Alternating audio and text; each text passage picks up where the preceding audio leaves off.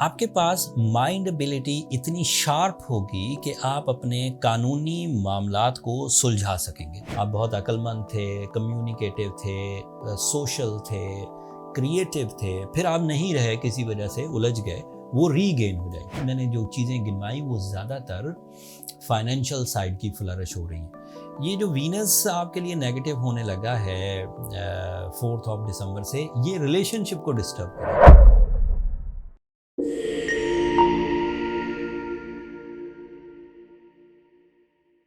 अस्सलाम वालेकुम जेमिनाइज, मैं हारिस अज़मी प्रोफेशनल एस्ट्रोलॉजर आपकी खिदमत में हाजिर हूँ इस हफ्ते की एस्ट्रोलॉजिकल रिसर्चेस के साथ। ये नवंबर का तकरीबन आखिरी हफ्ता है। 27 नवंबर से सो ऑन 4 दिसंबर तक 3 एस्ट्रोलॉजिकल चेंजेस हैं एंड उन 3 चेंजेस का कम से कम 6 फील्ड्स ऑफ लाइफ पर जेमिनाइज के लिए गहरा एंड अच्छा असर होगा, मुस्बत है। मैं तफसील बयान करता हूँ। मरकरी आपका रूलिंग प्लैनेट 1 दिसंबर को आपके 8th एंगल पर चला जाएगा।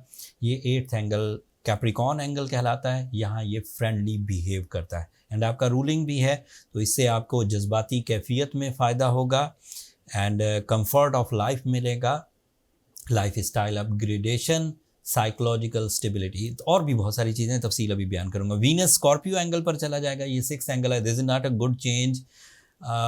जेमिनाइज के लिए ये थोड़ा ट्रबल मेकिंग हो सकता है। किस तरह होगा वो तफसील अभी बयान करूंगा।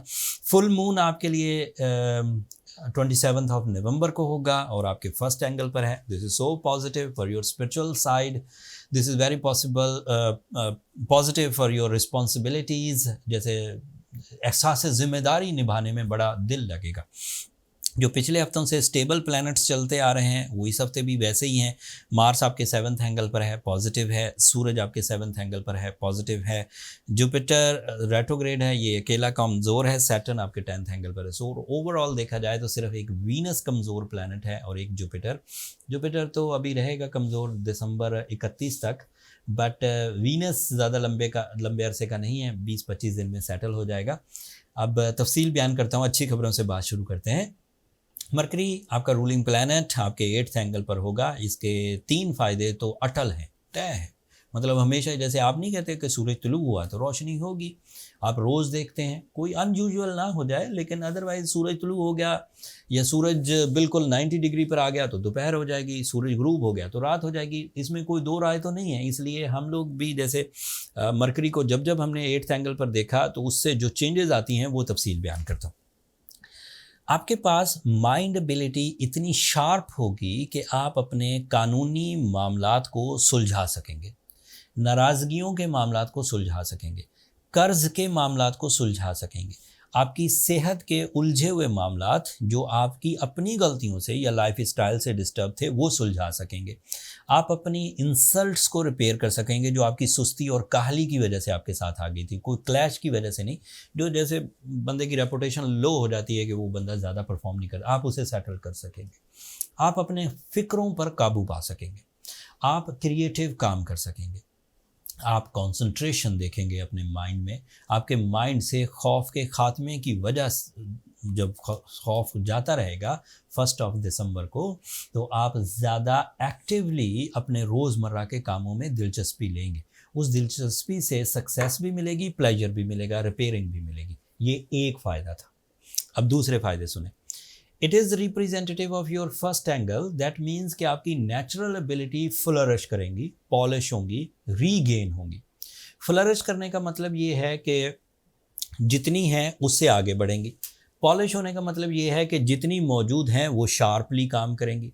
रीगेन होने का मतलब ये है कि जो आप खो चुके थी आपके पास, आप बहुत अक्लमंद थे, कम्युनिकेटिव थे, सोशल थे, क्रिएटिव थे, फिर आप नहीं रहे, किसी वजह से उलझ गए, वो रीगेन हो जाएगी।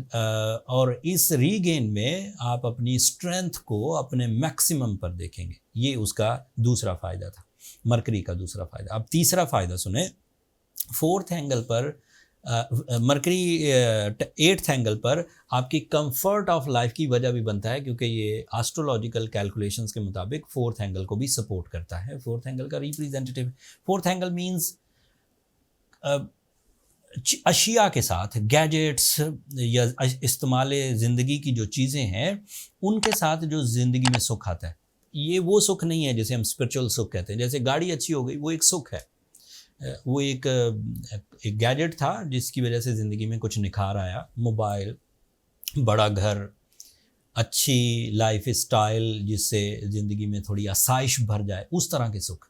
और वो आप बना सकेंगे अपने माइंड से, अपनी फाइनेंशियल स्टेबिलिटी से। मार्स आपके 7th एंगल में, this is ideal for your relationship, for your physical health. Sun आपके 7th एंगल पर है, that is ideal for your family support. Venus कमज़ोर हालत पे है।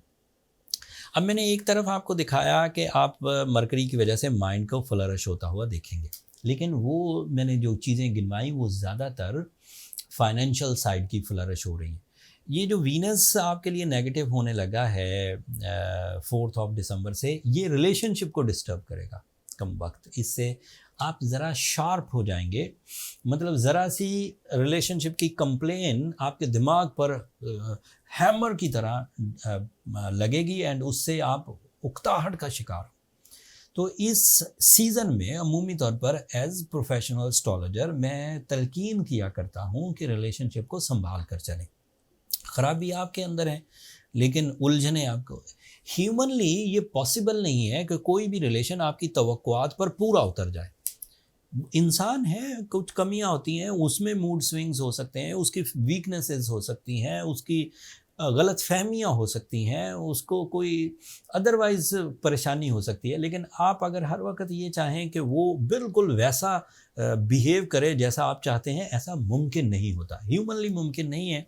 ये बात 40 साल से जो ऊपर के लोग होते हैं जिन्होंने रिलेशनशिप को बहुत अच्छे अंदाज से, ये वो समझते हैं। जो ज़रा न्यू जनरेशन है, ज़रा वार्म माइंड की, वो ज़रा कम ही समझती है। वो प्यार का बदला प्यार से चाह रहे होते हैं। होना भी ऐसा ही चाहिए, लेकिन अमूमी तौर पर ऐसा होता नहीं। ज़रा सी कंप्लेन, मौसमी तगय्युर, सलाहियतों की कमी, या फिर जो माइंड स्टेटस होते हैं, कोई बंदा बड़ा ही रोमांटिक होता है, कोई बहुत रोमांटिक नहीं होता बेचारा, तो वो क्योंकि उसमें एक तज़ाद पैदा हो जाता है तो वो कोलिजन की वजह बनता है। तो ऐसी सूरत में हम लोग तलकीन करते हैं कि be careful to handle for your relations, specially for your love relations. कुछ रिश्ते तो टूटने ही नहीं ना, वो तो ब्लड रिलेशन है, वो नफ़रतें करें या कुछ भी, वो तो जुड़े ही रहेंगे।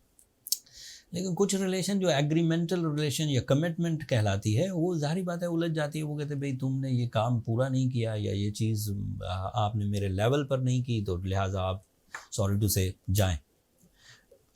जाना कैसे कहते हैं, लेकिन बहरहाल you have to careful. Venus अच्छी फॉर्म में नहीं, 25 दिन का फेज़ है, सो बाद में रिग्रेट्स आएंगे, सो केयरफुली लेकर चलिए। सैटर्न आपके 10th एंगल पर है, this is ideal for your career, this is ideal for your new setups of business या फिर फाइनेंशियल ग्रोथ के लिए, जो भी आप करना चाहें। एंड आपकी जजमेंटल एबिलिटी आपके मैक्सिमम पर है। सो ओवरऑल देखा जाए तो जेमिनाइज के लिए सिर्फ एक वीनस का थ्रेट है, बाकी यू आर ओके। इस वीनस के थ्रेट को अगर आप अपनी विल से, अपनी स्किल्स, अपने टॉलरेंस लेवल से कवर कर जाएं तो अच्छी बात है। बट अगर आपको लगे कि नहीं चीज़ें उलझ रही हैं, एंड फिर आपको मेरी बात याद आए कि हारिस भाई ने ये बताया था, तो देन यू नीड सूरज शम्स 5 टाइम्स। उससे ये जो वीनस की सेंसिटिविटी है ये रिकवर हो जाएगी। And as a Gemini, emerald is your stone, ruby उसकी रिप्लेसमेंट है। दोनों में से कोई एक पहनना चाहें तो दोनों ही आपके लिए मददगार साबित होंगे, बट ये एवरेज सिचुएशन को कवर करेंगे। अगर आप सिवियरली सिक हो रहे हैं और रिलेशनशिप को डिस्ट्रॉय कर चुके हैं, तो then you need your personal calculations, ताकि पता चल सके कि आप में इस सेंसिटिविटी ने कितना असर कर दिया। उसके लिए ये नंबर नीचे चलते रहते हैं, आप इन पर रब्ता करके अपने लिए टाइम ले सकते हैं। वो फ्री फोरम नहीं है जेमिनाइज, होपफुली आप अंडरस्टैंड करेंगे। अगले हफ्ते यही मरकरी रेट्रोग्रेड हो जाना है, तो आपके पास कुछ कम ही टाइम है। आप अपने जो डिसीजंस हैं वो प्रॉपरली ले लीजिए। अगले हफ्ते मरकरी से रिलेटेड मेरे पास अच्छी खबरें नहीं हैं, मैंने इन्हें एडवांस आपको क्लू दे दिया। अब जो अच्छी चीज़ें हैं उनको एंजॉय करिए, अल्लाह का शुक्र अदा करिए, हमारे लिए भी दुआ करिए, एंड चैनल को सब्सक्राइब करना मत भूलिएगा। जेमिनाइज, आप लोगों की सब्सक्रिप्शन हमारी हौसला अफजाई की वजह बनती है। अगले हफ्ते तक के लिए अल्लाह ने के बाद।